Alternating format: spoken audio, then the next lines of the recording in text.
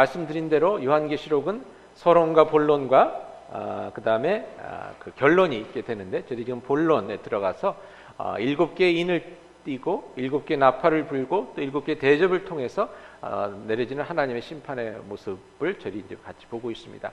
말씀드린 대로 본론에 보면 그 7개의 인, 7개의 나팔, 7개 그 대접을 통한 그 재앙 중에 사이사이에 또 하나님께서 요한 사도에게 보여주신 그러한 일들이 있습니다. 그것을 삽경이라고 그러는데, 끼어져 있는 그 모습이라 이렇게 생각하시면 되겠는데요. 7개가 있는데 그 중에서 저희들이 몇 개를 지금 같이 보고 있습니다. 오늘은 그 삽경 중에 5번째 이야기가 나와 있는 13장의 내용을 저희 함께 같이 보도록 하겠습니다. 13장 함께 보실 때 1절부터 저희 한 절씩 같이 교독하도록 하겠습니다. 교독하겠습니다. 내가 보니 바다에서 한 짐승이 나오는데 뿔이 10개여 머리가 7이라. 그 뿔에는 10 왕관이 있고 그 머리들에는 신성 모독하는 이름들이 있더라. 내가 본 짐승은 사자의 입 같은데 용이 자기의 능력과 보좌와 큰 권세를 그에게 주었더라. 그의 머리 하나가 상하여 죽게 된 것 같더니 그 죽게 되었던 상처가 나음에 온 땅이 놀랍게 여겨 짐승을 따르고 용의 권세를 주므로 용에게 경배하며 짐승에게 경배하며 이르되 누가 이 짐승과 같으냐, 누가 능히 이와 더불어 싸우리요 하더라. 그 짐승이 과장되고 신성 모독을 말하는 입을 받고 또 42달 동안 일할 권세를 받으니라. 입을 벌려 하나님을 향하여 비방하되 그의 이름과 그의 장막 하늘에 사는 자들을 비방하더라. 또 권세를 받아 성도들과 싸워 이기게 되고 각 족속과 백성과 방언과 나라를 다스리는 권세를 받으니 죽음을 당한 어린 양의 생명책에 창세의로 이름이 기록되지 못하고 이 땅에 사는 자들은 다 짐승에게 경배하리라. 누구든지 귀가 있거든 들을지어다. 그는 사로잡혀 갈 것이요 칼에 죽을 자는 마땅히 칼에 죽을 것이니 성도들의 인내와 믿음이 여기 있느니라. 내가 보매 또 다른 짐승이 땅에서 올라오니 어린 양같이 2 뿔이 있고 용처럼 말을 하더라. 먼저 나온 짐승의 권세를 땅과 땅에 사는 자들을 처음 짐승에게 경배하게 하니 곧 죽게 되었던 상처가 나은 자니라. 큰 이적을 행하되 심지어 사람들 앞에서 불이 하늘로부터 땅에 내려오게 하고 짐승 앞에서 받은 바 이적을 행함으로 땅에 거하는 자들을 미혹하며 땅에 거하는 자들에게 이르기를 칼에 상하였다가 살아난 짐승을 위하여 우상을 만들라 하더라. 그가 권세를 받아 그 짐승의 우상에게 생기를 주어 그 짐승의 우상으로 말하게 하고 또 짐승의 우상에게 경배하지 아니하는 자는 몇이든지 다 죽이게 하더라. 모든 자, 작은 자나 큰 자나 부자나 가난한 자나 자유인이나 종들에게 그 오른손이나 이마에 표를 받게 하고 누구든지 이 표를 가진 자 외에는 매매를 못하게 하니 이 표는 곧 짐승의 이름이나 그 이름의 수라. 지혜있으니 총명한 자는 그 짐승의 수를 세어보라. 그것은 사람의 수니 그의 수는 666이니라. 이 말씀은 하나님의 말씀입니다. 같이 기도하시겠습니다.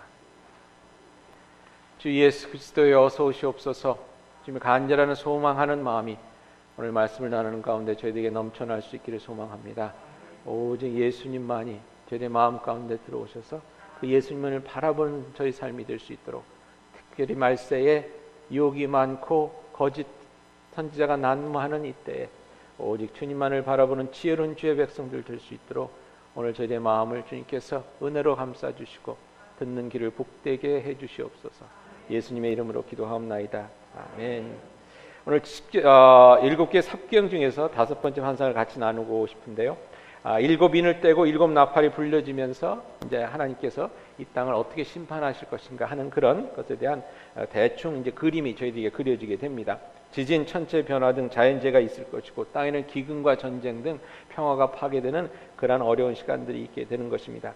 그러한 경고가 이제 7 대접의 재앙을 통해서 확실히 보여지기 전에 다시 한번 강조가 되게 되는데요. 그 전에 12장과 13장, 14장에 특히 12장, 13장에 교회가 사탄으로부터 받을 박해에 대해서 말씀해 주는 이야기가 나옵니다. 먼저 12장에 보면 사탄에 대해서 나오는데 용으로 표현이 됩니다. 용이 이렇게 나오는데요. 용, 뱀 이런 것들이 이제 성경에서 보면 사탄을 형상하는 것이다. 여러분 이렇게 생각하시면 되겠습니다. 그 용이 이제 그 교회를 핍박하는데 그 전에 하늘에서 쫓겨나는 이야기가 나옵니다. 12장 7절에 보니까 이렇게 나옵니다. 오늘 아마 그 PPT가 준비가 안 된 것 같습니다. 제가 좀 늦게 해서 준비가 안 됐는데 여러분 이해해 주시고요. 오늘 얘가 다 치워주고 보니까 제가 가운데 딱 서 있고 보니까 저의 잘생긴 얼굴에 오늘 주목을 해주시고 이렇게 말씀을 들으면 은혜가 되지 않을까 하는, 아멘도 안 나오는 거 보니까 제가 착각이었던 것을 이제 고백합니다. 12장 7절에 보니까 이렇게 나와 있습니다. 하늘에 전쟁이 있으니 미가엘과 그의 사자들이 용과 더불어 싸울세. 용과 그의 사자들도 싸우니 이기지 못하고 다시 하늘에서 그들이 있을 곳을 얻지 못한지라. 큰 용이 내쫓기니 옛뱀 곧 마귀라고도 하고 사탄이라고도 하며 온 천하를 꿰는 자라. 그가 땅으로 내쫓기니 그의 사자들도 그와 함께 내쫓기니라고 되어 있습니다. 저희들이 이해하기는 이 사탄이 사실 하나님 그 곁에서 하나님을 보호하던 천사로 이렇게 이해를 합니다.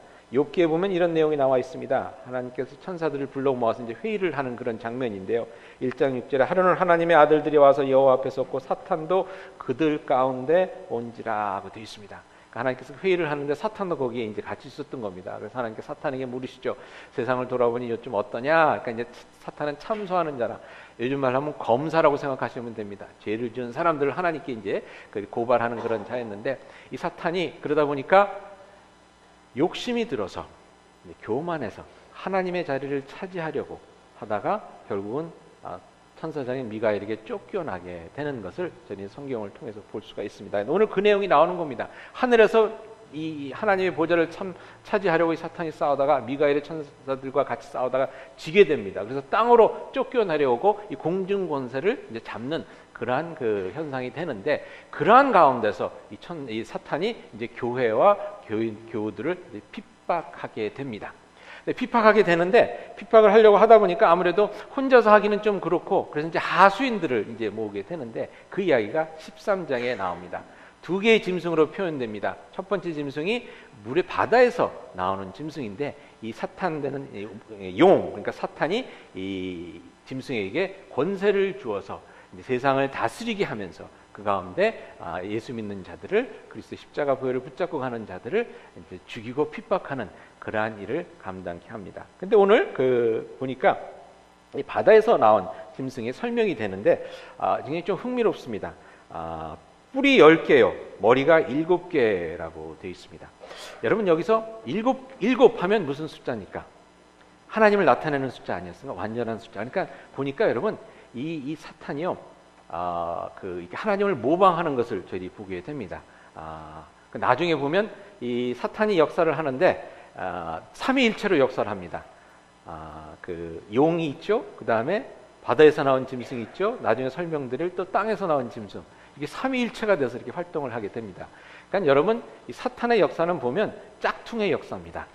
가짜의 역사, 하나님을 모방해서 가짜 역사를 하는 거니까 이 짝퉁을 조심해야 됩니다. 그래서 어느 때는 이게 쉽지가 않아요. 이게 사탄의 역사인지 하나님의 역사인지 진짜 지혜롭게 저희들이 디선, 분별을 할 수가 있어야 되는데, 아무튼 사탄의 그런 면들을 잘 기억하실 수 있기를 바랍니다.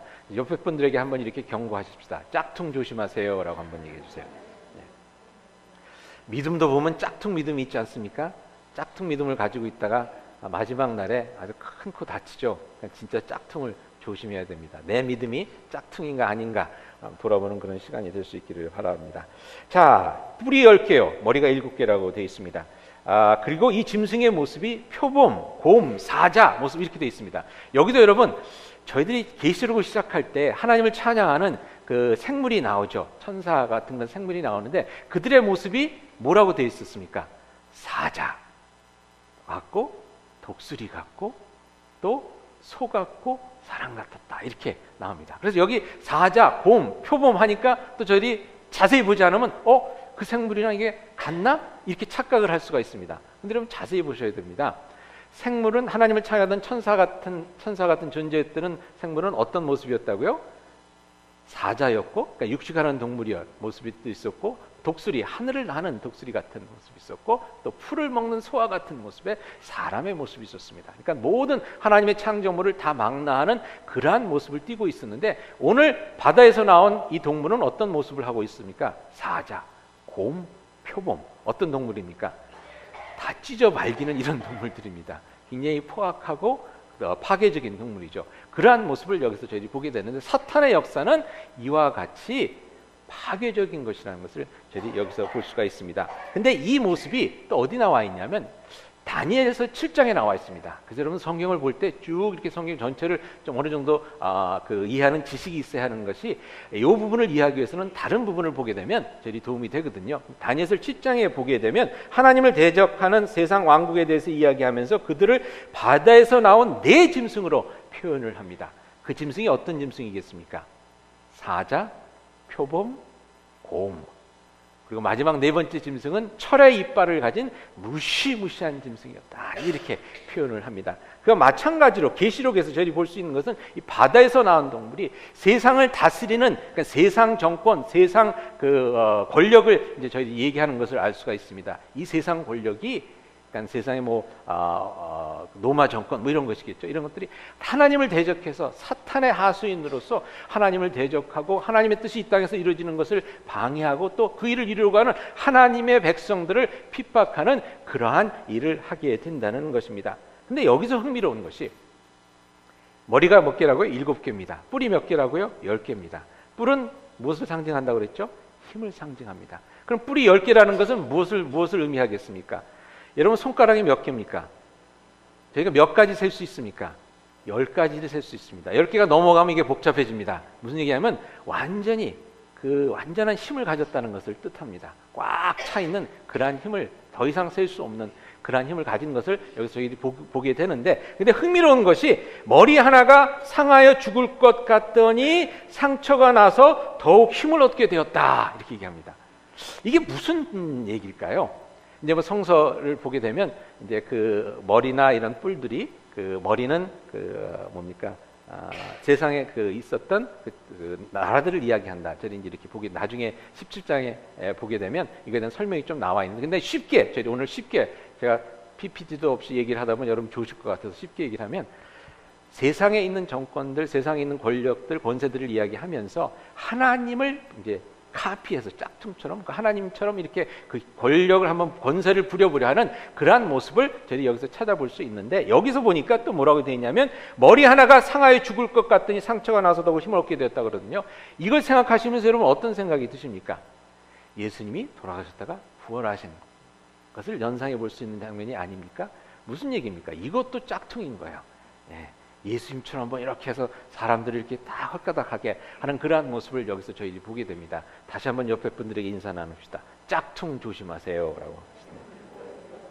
이번에는 여러분 짝퉁이라고 그럴 때 짝퉁에 힘을 주셔야 됩니다. 짝퉁 진짜 조심하세요 라고 한번 말씀해 주시기 바랍니다.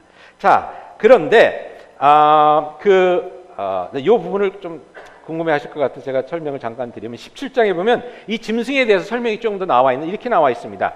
17장 9절에 보니까 그 7머리는 7왕이라 5은 망하였고 하나는 있고 다른 하나는 아직 이르지 아니하였으니 라고 되어 있습니다. 7머리가 7왕인데 5은 있었고 하나는 있고 5은 이제 망했고 하나는 있고 하나는 아직 오지 않았다. 성서학자들이 이것을 어떻게 해석을 하냐면 사도 요한 시대에 있던 그 정권이 힘을 가졌던 나라가 뭡니까? 로마 제국이죠. 로마 제국 앞에 하나님의 백성들을 힘들게 했던, 이스라엘을 힘들게 했던 나라들이 5개가 있습니다. 구바벨론이 있고, 그 다음에 아시리가 있었고, 그 다음에 바벨론이 있었고, 그 다음에 페르시아가 있었고, 그 다음에 또 그리스가 있었습니다. 5은 이미 지나간 나라죠. 지금 있는 것은 뭡니까? 로마 정권입니다. 그리고 앞으로 올 나라는 이제 앞으로 로마 뒤에 와서 어떤 나라인지는 모르지만 하나님의 백성들을 힘들게 할 사탄의 그 권한을 받아서, 하나님의 세력을 받아서 하나님의 백성들을 힘들게 할 그런 세상 정권을 이야기한다. 이렇게 이야기를 합니다. 10뿔은 무엇이냐? 10뿔은 사도 요한이 핍박을 받을 때 황제가 도미시안 황제였습니다. 아주 핍박이 심했던, 그래서 네로가 다시 살아났나 이렇게 생각을 했을 정도인데, 여기서 보면 역사상으로 보면 그 당시에 사람들 사이에 어떤 소문이 돌고 있었냐면 죽은 네로가 자살을 해서 죽었는데 네로가 다시 살아나서 그 침의 왕, 그 로마 제국을 다시 다스릴 거라는 그런 이제 흉흉한 소문이 돌고 있었습니다. 그 소문에 의거해서 오늘 말씀을 저희들이 이해해 볼 수 있겠습니다. 상처받아서 죽은 것 같았으나 다시 살아난, 그죠? 그래서 이 도미시안 황제가 어떤 기독교인들은 다시 살아난 네로라고 이렇게 생각을 하는 사람들도 있었습니다. 그래서 도미시안 황제가 있는데 그 도미시안 황제가 11번째 황제입니다.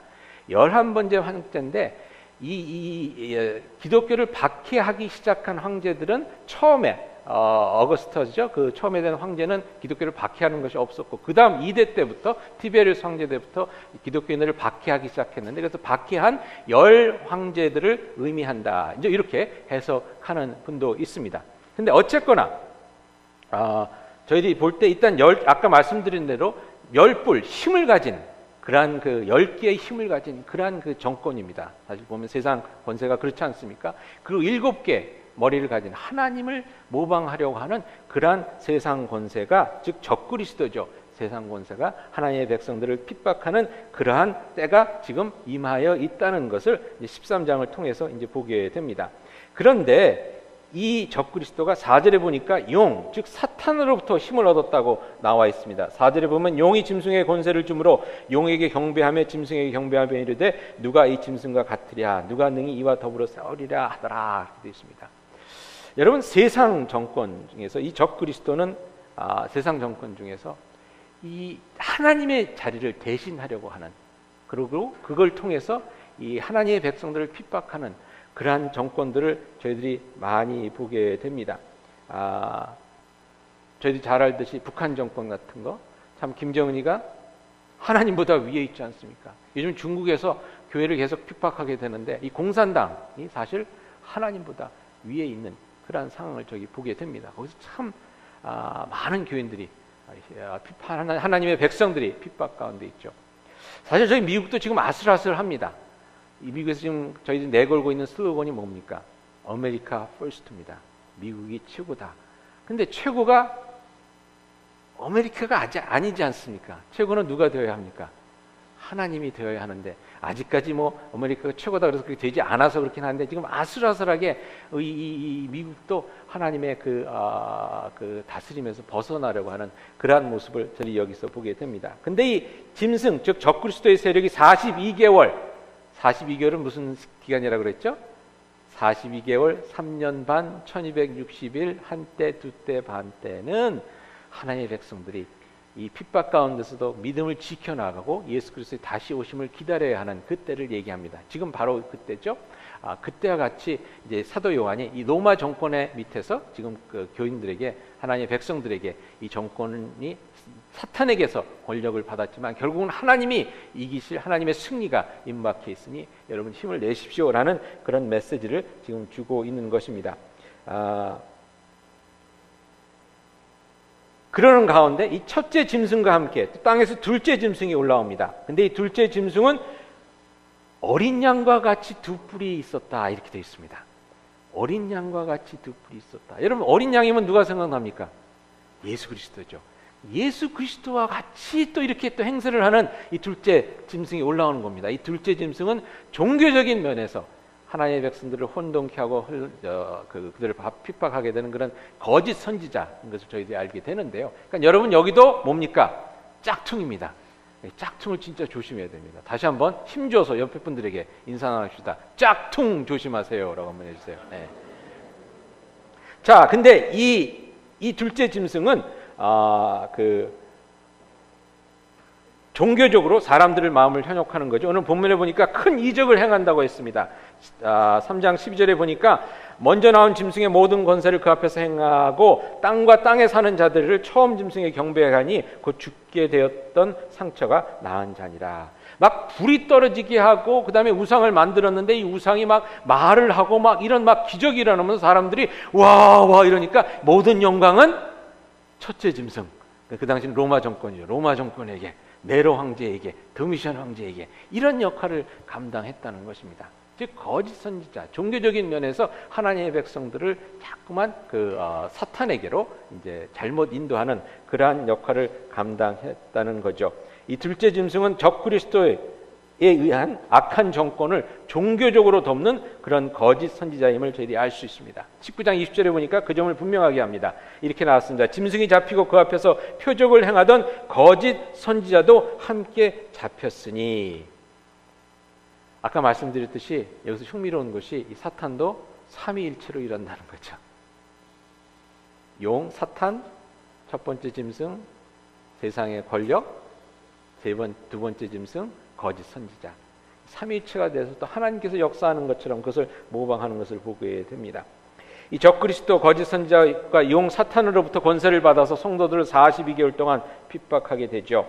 15절에 보니까 먼저 짐승 쪽, 즉 적그리스도의 우상을 만들어서 섬기게 하고 그 우상에 경배하지 않는 자들은 다 죽인다고 했습니다. 15절에 보니까 그가 권세를 받아 그 짐승의 우상에게 생기를 주어 그 짐승의 우상으로 말하게 하고 또 짐승의 우상에게 경배하지 아니하는 자는 몇이든지 다 죽이게 하더라. 세상 권력에 저희들이 고개를 숙이게 한다는 것입니다. 여러분, 저희들이 살아가면서 중요하게 생각해야 될 것이 진짜 저희들이 경배와 찬양과 저희들의 삶의 주인으로서 저희들의 삶을 드릴 분이 누군가 하는 것을 분명히 해야 한다는 것입니다. 여러분, 국가가 아닙니다. 저희들의 삶을 주관하실 오직 한 분 되시는 왕은 누굽니까? 예수 그리스도십니다. 물론 나라가 중요하지 않다는 얘기는 아닙니다. 하나님께서 이 나라를 통해서 분명히 역사해 주시지만 하나님께서 나라를 통해서 역사해 주시는 것이 나라가 하나님을 통해서 역사하는 것은 아닙니다. 여러분들 유명한 얘기가 있죠.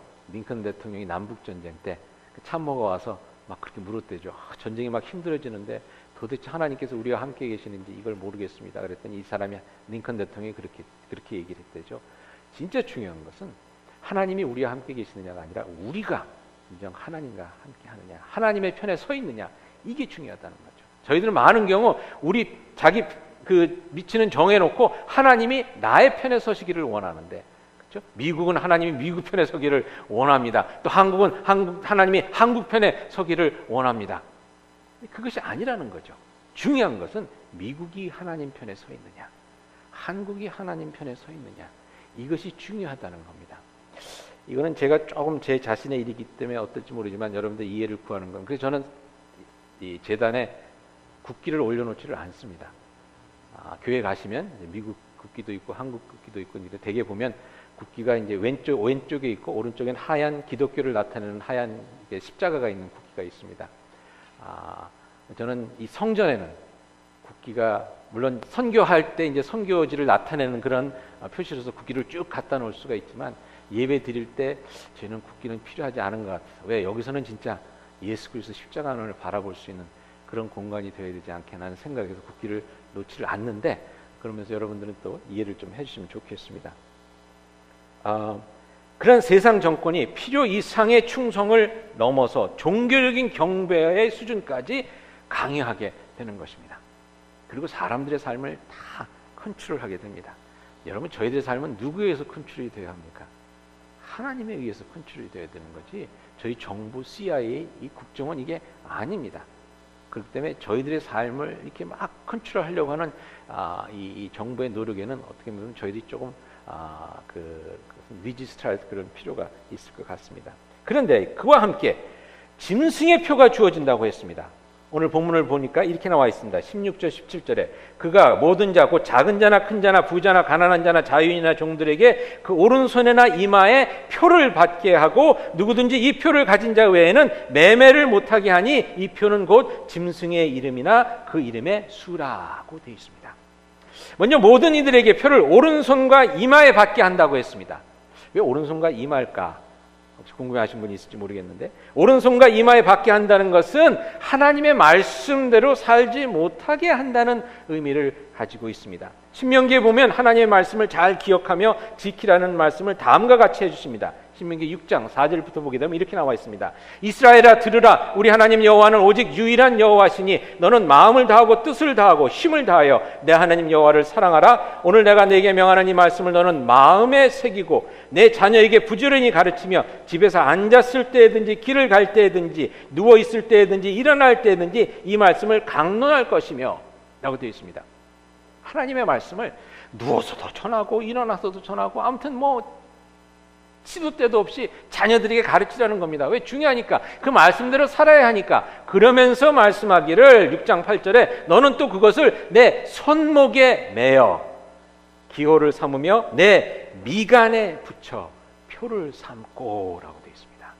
하나님의 말씀을 손목에 묶고 이마에 이렇게 붙이고 다니면서 하나님의 말씀대로 살아야지 하는 것을 잊지 말라는 것입니다. 여러분들 이스라엘 유대인들 중에 아주 보수적으로 그렇게 믿는 사람들은요, 손목에 보면 이렇게 그걸 메고 다닙니다. 그 안에 조그만 박스 같은 게 있습니다. 그 안에 이 신명기서 말씀이 아주 깨알같이 이렇게 적혀져서 있습니다. 그렇게 하라고 합니다. 근데 하나님의 말씀이 묶여져 있어야 할 그 오른손 팔목과 이마에 대신 무엇을 받으라는 겁니까? 짐승의 표를 받으려는 겁니다. 적그리스도의 표를 받으려는 겁니다. 무슨 얘기입니까? 하나님의 말씀대로 살지 말고 세상을 다스리는, 하나님을 반해서 세상을 다스리는 세상 권력이 얘기하는 대로 살라는 것입니다. 이게 문제가 되지 않겠습니까?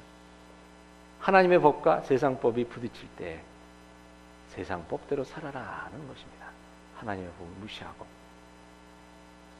그런데 그 표 이야기를 하면서 경제적인 불이익이 있을 거라고 얘기합니다. 즉 이 표를 받지 못하면 매매를 할 수 없다는 겁니다. 물건을 사고 팔 수가 없다는 겁니다. 경제 생활을 할 수가 없다는 겁니다. 즉 밥을 먹고 살기가 힘들어진다는 것입니다. 왜 매매 행위일까를 한번 생각해 봤습니다.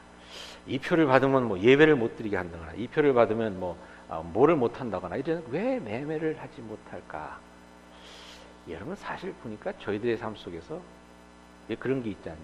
가끔 저도 그런 얘기를 하는데, 알고 보니까 다 돈이에요. 그런 얘기를 하는데, 이 돈의 힘이 대단합니다.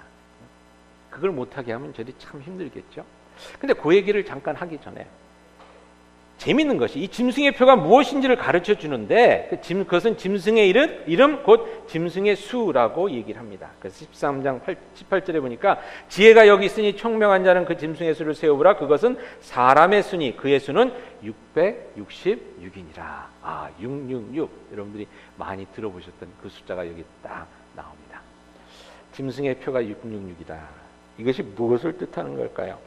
여기에 대한 그 티어리가 아무튼 굉장히 많습니다. 어떤 사람은 히틀러라고도 하고, 어떤 사람은 또 오바마라는 얘기도 있었고, 어디에 컴퓨터가 있는데 그 컴퓨터의 이름이 또 이렇게 하면 666이다. 그리고 아무튼 별 얘기들이 많은데, 사실 그 정로는 네로를 뜻합니다.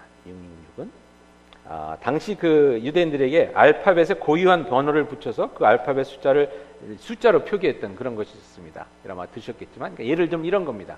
영어에 A를 1로 삼고 B를 2로 삼고 C를 3으로 삼고 이런 식으로 해서 숫자를 계산해서 이름을 나타내는 겁니다. 그래서 그럴 때 그 아바라는 이름, ABBA라는 이름을 숫자로 계산하면 A가 1이고 B가 2니까 1 더하기 2 더하기 2 더하기 1 해서 6 이렇게 되는 겁니다. 그럼 6 하면 이제 아바, 이제 이런 식으로 이해를 했다는 거죠. 그래서 당시 그런 식으로 유대인의 그 네로의 이름을 헬라어로 했을 때 네론 카이사르가 되는데, 그 이름의 숫자들을 다 더해 보니까 이것이 666이 되더라는 겁니다. 또 한 가지 흥미로운 것은요, 사본에 보면 이제 성경에 사본이 여러 개가 있지 않습니까? 그 당시 이제 베껴서 이걸 다 성경을 킵했기 때문에. 근데 오래된 사본 중에 이 부분에 와서 이 짐승의 숫자를 666이 아닌 616으로 적은 그런 사본이 몇 개가 있습니다. 좀 틀리지 않습니까? 하나는 666이고 하나는 616이고. 근데 네로의 이름을 헬라어가 아닌 히브리어로 표기를 해서 그 이름의 숫자를 더해 보면 616이 된다는 겁니다. 그러니까 이제 이렇게 봐나 저렇게 봤을 때 네로를 뜻한다는 것을 저희들이 여기서 알 수 있습니다. 즉, 이 말씀을 가지고 이제 저희 한번 해석을 해보면, 네로의 표를 받지 못하면 매매를 할 수 없어 굶어 죽어야 한다는 거죠. 당시 로마에서는 동전에 황제의 얼굴을 새겼습니다. 황제가 되면서 이제 자기의 얼굴을 새긴 동전을 이제 만들어서 이렇게 뿌렸습니다. 그리고 거기에는 그 황제가 신이라는 그런 뜻의 그 문장들이 이제 새겨져 있게 됩니다. 그러니까 예를 들어 저희 종이돈에 뭐라고 적혀 있죠? In God we trust 이렇게 돼 있죠. 그럼 이제 동전에 그런 식으로 새겨져 있다는 겁니다. In Nero we trust 이런 식으로 적혀져 있다는 겁니다. 근데 그것이 없으면 아무것도 살지도 못하고 팔지도 못하지 않습니까? 그게 이제 짐승의 표입니다. 그러니까 네로의 핍박을 받으면서도 그 짐승 같은 네로 황제의 표, 동전이 없으면 먹고 살 수가 없게 되는 그러한 상황이 된 거죠. 그렇게 그 권력을 가지고 이제 믿는 사람들을 핍박하게 되는 겁니다. 근데 여기에 흥미로운 설명이 붙습니다. 이 666이 사람의 숫자라는 것입니다. 여러분, 이게 왜 사람의 숫자일까요? 계시록에서 7을 하나님의 숫자라고 그러지 않았습니까? 완전한 숫자. 그런데 시편에 보니까 이렇게 나와 있습니다. 시편 8편에 보면 사람이 무엇이기에 주께서 그를 생각하시며 인자가 무엇이기에 주께서 그를 돌보시나이까? 그를 하나님보다 조금 못하게 지으시고 영광과 존귀로 관을 씌우셨나이다 되어 있습니다. 그러니까 사람은 어떤 존재입니까? 하나님보다 조금 못한 존재. 그러니까 7이 아니라 뭡니까? 6이라는 겁니다. 7에서 하나 모자라는 6이라는 겁니다. 이런 불완전한, 하나님보다 조금 못한 존재인데, 근데 여기서 재미있는 것이 여러분 무엇이냐면요, 그렇다면 666은 좋은 숫자가 되어야 되지 않습니까? 그렇지 않습니까? 666은 7보다 조금 못하니까 555보다는 좋은 거 아닙니까? 444보다는 좋은 거 아닙니까? 000보다는 진짜 좋은 거 아닙니까? 그럼 사탄을 얘기할 때 666이 아니라 000 이렇게 해야죠. 완전히 7에 그냥 따라오지도 못하는 저 밑바닥, 아니면 뭐 마이너스 뭐라도 하든지. 왜 666, 하나님 다음으로 좋은 그 숫자, 왜 666이 하나님을 대적하는 숫자가 됐을까요? 이런 이야기가 있습니다. 제가 전에도 한두 번 말씀드린 것 같은데 이런 이야기가 있습니다. 예수님께서 세상에 내려오셨답니다. 하루는 세상에 돌아가는 꼴이 하도 참 마음 아프니까 세상에 다시 한번 내려오셨습니다. 그 내려오셔서 이제 초림하셨을 때처럼 2000년 전에 오셨을 때처럼 예수님께서 막 세상을 돌아다니면서 병자를 고치시고 좋은 말씀을 가르치시고 죄인들을 가서 만나주시고 뭐 이런 일이 일어났습니다. 그러니까 막 좋은 소문이 이제 퍼지기 시작하니까 이 소식이 교회까지, 교회 지도자들에게까지 미쳤습니다. 교회 지도자들이 뭐 카톨릭의 교황인지 뭐 개신교의 뭐 어떤 사람인지 모르겠지만 아무튼 교회 지도자들이 이 소식을 들었습니다. 교회 지도자 중에 최고 지도자가 예수님을 조용히 찾아가서 예수님을 잡아옵니다. 잡아서 감옥에다 쳐놓고 예수님을 만나서 이런 얘기를 합니다. 아니 주님, 지금 오시려고 이러십니까? 지금 오시려고 그러시면 지금은 때가 아닙니다. 지금 교회가 얼마나 부흥하고 있는지 아십니까? 주님의 복음이 진짜 막 땅끝까지 전파되고 막 건축 헌금하면 돈이 막 헌금이 들어오고 이 지어놓은 건물 보지 못하십니까? 이런 영광스러운 자리에 진짜 지금 교회가 최고의 때를 누리고 있는데 여기 딱 오시면 이건 너무 아깝지 않습니까? 가셔서 한 100년 뒤에 다시 오시면 어떻겠습니까? 그렇지 않으시면 저희가 예수님을 또 한 번 죽여야 됩니다. 뭐 이런 얘기를 했다는 그런 얘기가 있습니다. 무슨 얘기입니까? 교회가 잘 되는 것 중요합니다. 그러나 예수님이 오시는 것에 비해서는 덜 중요한 일입니다. 근데 저희들이 삶을 살다 보면 중요하지만 덜 중요한 것 때문에 제일 중요한 것을 잊고 살 때가 있습니다. 다시 한번 말씀드립니다. 중요하지만 덜 중요한 것 때문으로 인해서 제일 중요한 것을 잃을 수가 있다는 것입니다. 제일 중요한 게 무엇입니까? 저희 삶에 제일 중요한 것. 여러분, 건강 중요하죠. 그렇지만 저희들 믿음과 신앙생활에서 제일 중요한 것은 예수 그리스도입니다. 여러분, 가정 중요합니다. 가정 진짜 중요합니다. 그렇지만 그것보다 조금 더 중요한 게 있는데 무엇입니까? 예수 그리스도입니다. 교회 중요합니다. 성공 중요합니다. 성공해서 하나님께 영광 돌릴 수 있고 하나님의 일을 마음껏 할 수 있으니까요. 그렇지만 그것보다 더 중요한 게 있는데 그것이 무엇입니까? 예수 그리스도입니다. 만약에 여러분 예수님이 내일 오신다고 그랬을 때 우리는 진정 우리들에게 주어진 이 모든 중요한 것들, 우리들이 열심히 일해서 참 이루려고 했던 이 모든 중요한 것들을 내려놓고 마라나타 주 예수의 오시옵소서라고 얘기를 할 수가 있는지 오늘 저희들에게 한번 던져보고 싶은 중요한 질문입니다. 아니면 주님의 은혜 가운데 제가 일을 60평생 일 열심히 하고 지금 은퇴해서 골프 치고 이렇게 계획을 세워놨는데 딱 1년만 있다 오시면 안 될까요? 제가 조금 더 행복을 누리고 1년만 있다 오시면 안 될까요? 혹시 이러지는 않을까요? 아니면 예수님 지금 저희 교회가 막 이 돌단도 치우고 뭐 그 특별한 공도 잘 되고 조금 있으면 이 건축 업무까지 해갖고선 이게 막 될 것 같은데 300명 될 것 같은데 한 5년만 기다렸다가 오시면 안 될까요? 주님 내년에 영주권 나오는데 딱 2년만 있다 오시면 한국 갔다 오고, 아니면 마라나타 주 예수의 오시옵소서라고 외칠 수 있을까요? 우리는 여러분 666을 위해서 사는 사람이 아니라 뭡니까? 777을 위해서 사는 사람이라는 것입니다. 어느 때는 저희들의 삶을 살면서 이 666자를 크게 그려놓습니다. 6! 인간이면 이만하면 됐지, 우리가 이만큼 했으면 됐지, 하나님의 축복 이만큼 받으면 됐지. 근데 여러분 아무리 6자를 크게 써놓고도 7자가 요만하더라도 말입니다. 6이 큽니까? 7이 큽니까? 7이 큽니다. 우리들은 7을 위해서 사는 사람들이지 6에 얽매여서 사는 사람들이 아니라는 것입니다. 그렇기 때문에 가장 인간적으로 좋은 것이, 가장 멋있고 가장 크고 가장 아름다운 6이 7로 가게 하는데 걸림돌이 되는 것을 보게 됩니다. 예로 가장 인간적으로 훌륭했던 바리새인들이 예수님을 믿는데 가장 힘들지 않았습니까? 예수님께서 부자가 하늘나라에 가는 것이 거의 불가능하다고 하셨죠. 부자는 어떤 사람들입니까? 하나님의 축복받은 사람들입니다. 그 당시도 그랬지만 지금도 그렇지 않습니까? 예수 잘 믿고 부자 되면 저희들이 하나님께서 물질의 축복 주셨다고 그러지 않습니까? 근데 이 커다란 육자 때문에 하나님의 은혜의 자리로 나아가지 못한다는 겁니다. 같은 맥락으로 하나님의 축복으로 교회가 부흥했는데, 크게 부흥했는데 그 부흥이 하나님을 대적하는 그런 모습으로 바뀌어가는 것, 저희들이 보지 않습니까? 여기서 666은 다름 아닌 인간적인 교만함을 이야기한다는 것을 저희들이 깨닫게 됩니다. 666은 교만의 죄를 이야기합니다. 인간이 첫 번째로 지은 죄도 이 교만함에서 나온 것이 아니었습니까?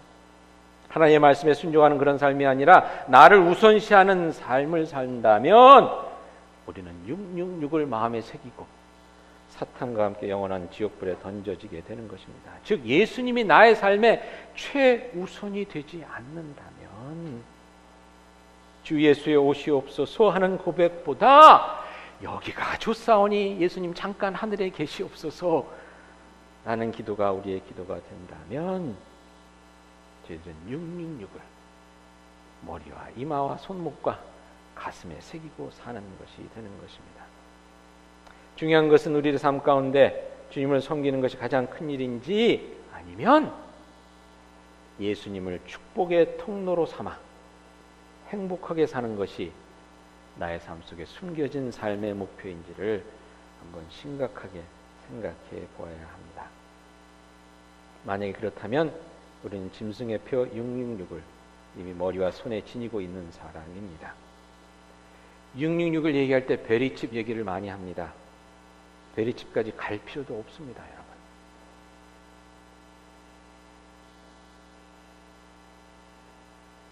여기서 666은 베리칩을 이야기하는 것이 아니라 인간의 교만함을 이야기하는 것이라는 것, 한번 저희들이 꼭 기억했으면 좋겠습니다. 때로는 하나님을 직접적으로 대적하는 네로와 같은 삶의 모습 저희에게 있을 수 있습니다. 때로는 하나님을 슬그머니 나의 행복의 도구로 전락시켜버리고 그 위에 서려는 숨겨진 교사스러운 교만함이 우리 가운데 있을 수도 있습니다.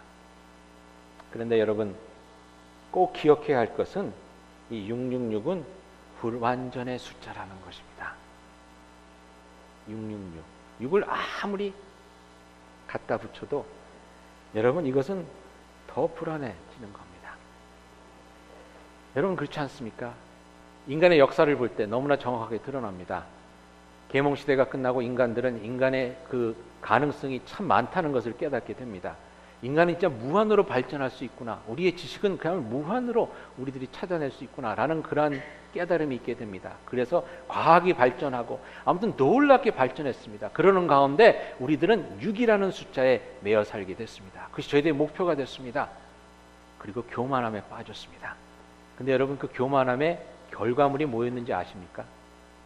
세계 1차 대전이었고 세계 2차 대전이었고 핵폭탄이 터지는 거였습니다. 여러분 한번 생각해 보시기 바랍니다. 불완전한 것들이 모이면 모일수록 어떻게 됩니까? 완전해집니까? 아닙니다. 불완전함만 더 늘어날 뿐입니다. 여러분 생각해 보시기 바랍니다. 맛이 없는 음식에다가 맛이 없는 음식을 더하면 이게 맛있어집니까? 아니죠. 거기다 3개를 더하면 더 맛이 없어집니다. 4개를 더하면 이거는 그냥 뭐 굶어 죽어야 되는 거죠. 여러분, 불완전한 것이 모여진다고 완전해지는 것이 아닙니다. 더 불완전한 것만 더해질 뿐입니다. 그것이 저희들의 삶입니다. 아무리 우리들이 노력을 하면 할수록 우리들은 어떻게 됩니까? 더욱더 희망이 없고, 더욱더 소망이 없고, 더욱더 파괴적이고, 더욱더 힘들고 어려운 지경으로 빠져 들어가게 되는 것입니다. 그런데 그 표를 왜 받겠습니까? 여러분, 그 666의 표를 왜 받겠습니까? 뻔히 그 결과가 어떻게 될 것을 결코 승리할 수 있는 것이 아니며 결코 우리에게 행복을 가져다주고 영원한 기쁨을 가져다줄 수 없는 것임을 아는데 666을 왜 받겠습니까? 666에 6에다 또 더해서만 6이 10개를 한번 받아보십시오. 그 삶이 행복해지나? 대신 예수 그리스도의 보혈의 표를 마음에 간직하실 수 있기를 바랍니다. 14장 1절에 보니까 이렇게 나와 있습니다. 또 내가 보니 보라, 어린 양이 시온산에 섰고 그와 함께 14만 4천이 서 있는데 그들의 이마에는 어린 양의 이름과 그 아버지의 이름을 쓴 것이 있더라. 그래서 마지막에 14장 13절에 이렇게 나옵니다. 또 내가 들으니 하늘에서 음성이 나사 이르되 기록하라, 지금 이후에 주 안에서 죽는 자들은 복이 있도다 하심에 성령이 이르시되 그러하다. 주 안에서 죽는 자들은 복이 있다. 장례식 때 쓰는 말입니다. 예수 그리스도를 마음에 품고 666이라는 숫자를 버리고 미련을 버리고 거기에 대한 미련을 버리고 오직 십자가만 바라보면서 산 그 사람들의 삶은 어떻다고요? 복이 있다는 것입니다. 왜냐하면 최후 승리가 그들에게 주어지기 때문에, 최후 승리가 그들에게 주어지기 때문에. 여러분, 때로는 인생을 살면서 힘들고 어려울 때가 많이 있죠. 핍박을 받을 때가 분명히 있습니다. 세상처럼 살아가야 되는 그런 유혹이 저희들 가운데 있을 때도 있습니다. 666을 그냥 6이면 좋게 라고 살고자 하는 마음이 들 때가 있습니다. 그렇지만 여러분, 저희들은 예수 그리스도의 보혈을 통해서 하나님께서 부르신 저희들은 그것을 위해서 부르심을 받지 않았습니다. 하나님의 거룩한, 하나님의 완전한 그 은혜, 그리스도의 보혈을 통해서 주어진 그 은혜, 그 은혜의 날이 예수 그리스도의 다시 오심을 통해서 저희들 가운데 상상 못할 놀라운 모습으로 펼쳐질 그 날을 위해서 저희들이 부름을 받았습니다. 조금 길 가다가 힘들다고 6의 유혹에 빠지지 마시기 바랍니다. 6을 한 100개 더하면 괜찮지 않을까 하는 미련한 생각 버리시기 바랍니다. 잘해야 80평생, 길어야 100년입니다. 그 100년의 안일함을 위해서 영원한 행복, 영원한 복을 포기하는 그러한 미련한 자들이 되지는 않지 않겠습니까? 여러분들의 삶 가운데 오늘 자신을 돌아보면서 나의 삶 가운데 새겨진 그 숫자가 무엇인지 한번 살펴보는 시간이 될 수 있기를 바랍니다. 6이라는 숫자인지 아니면 7이라는 하나님의 거룩한 숫자인지, 예수 그리스도가 다시 오실 그 날만을 바라보면서 하나님의 거룩하신 가운데 거할 수 있는 여러분이 되실 수 있기를 그리스도의 이름으로 축원드립니다. 같이 기도하시겠습니다.